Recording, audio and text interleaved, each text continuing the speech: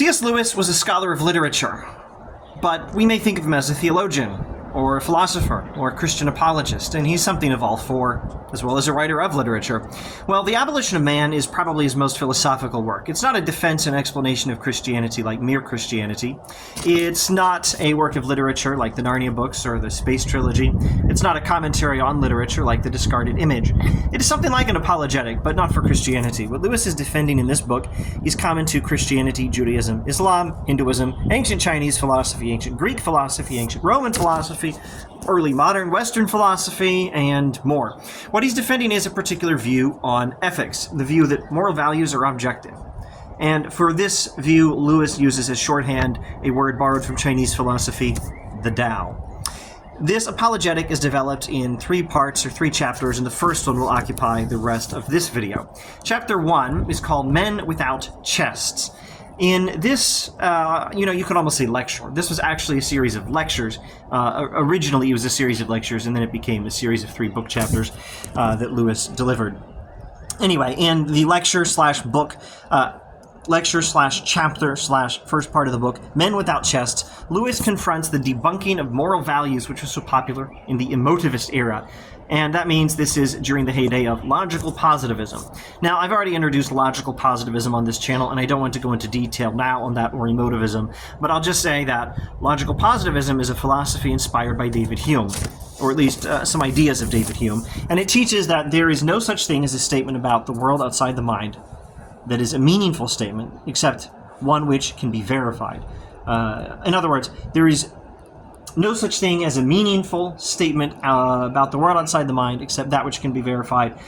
In other words, you cannot say anything about a world outside the mind except that which can be verified. Or, in other words, verifiability is what meaning is, except for statements about our ideas. But for a statement about the world outside the mind, it's meaningless.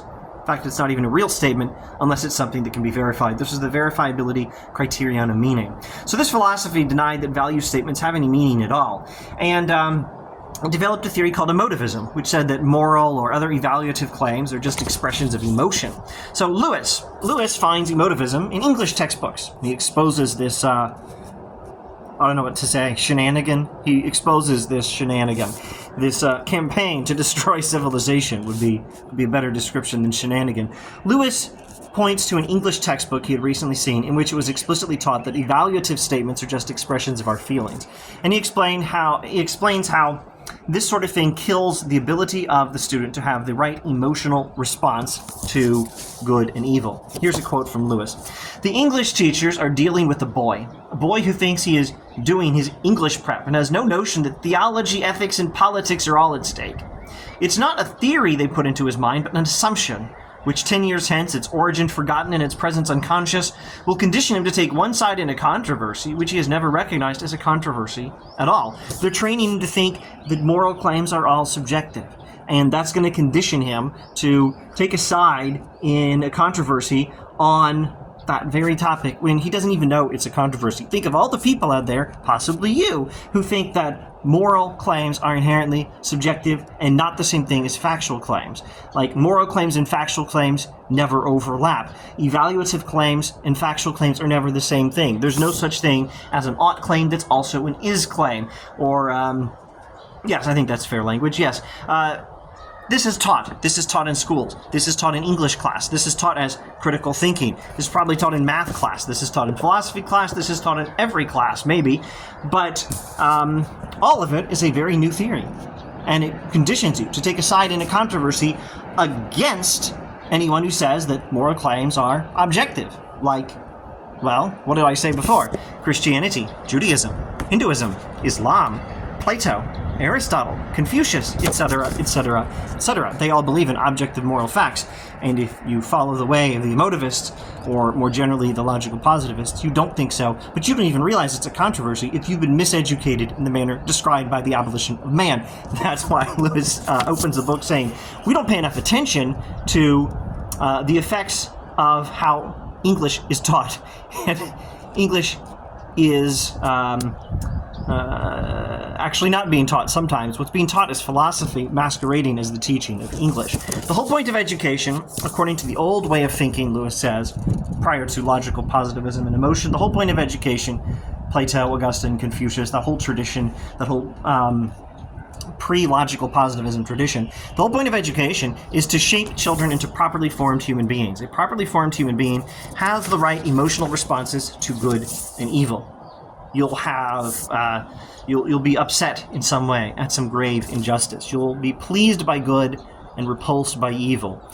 Maybe some more examples later or in a later video. I'm sure it will turn up in my notes.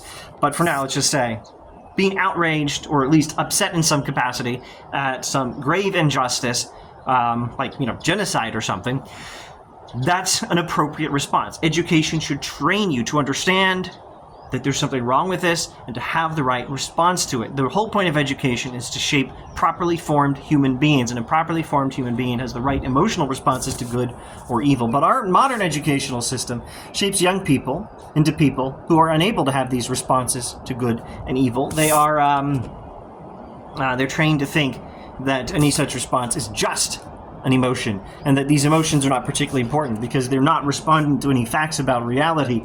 So, as Augustine says, we're trying to cut down emotions in modern education, as if education were to cut down jungles. But sorry, not Augustine. Lewis says the point of education is to irrigate deserts, not to cut down jungles, because people are not born into this world having the right sort of emotional response. They need to have it. They need to have it trained up in them. Okay, borrowing from a medieval take on Plato's Republic, Lewis refers to properly formed emotions as the chest, and to the properly formed mind as the head, and to properly managed bodily desires as the belly. Thus, people with malformed emotional responses to good and evil are men without chest. This is a good time for me to say once again, as I'm sure I've said before, this is where Lewis summarizes Plato's Republic in a very small number of words. The head rules the belly. The head rules the belly through the chest. 8-word summary of Plato's Republic. It's beautiful. The whole point of Plato's Republic is the head rules the bodily appetites by guiding and being supported by well, maybe oversimplifying a little bit, well-trained emotions.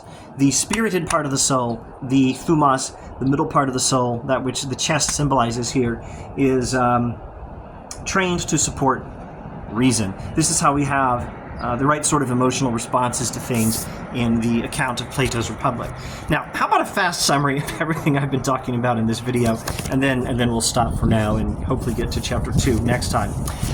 The Abolition of Man by C.S. Lewis begins by observing that English textbooks are teaching philosophy, but surreptitiously.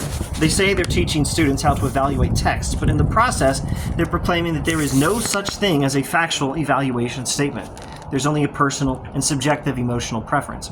Lewis explains that this is a radical philosophy. First of all, it's philosophy, not English. Second, it's a radical philosophy. Also, it's a very bad philosophy. It's a philosophy of the worst chapter in the entire history of Western philosophy, logical positivism. This is a philosophy that completely rejects the traditional view shared by all prior philosophies and civilizations, the view that some things are objectively right or wrong. Thus says C.S. Lewis, chapter 1 of The Abolition of Man, and that is where we must stop for now. The book is very highly recommended reading, and hopefully we'll get to chapter 2 next time. Thanks for watching.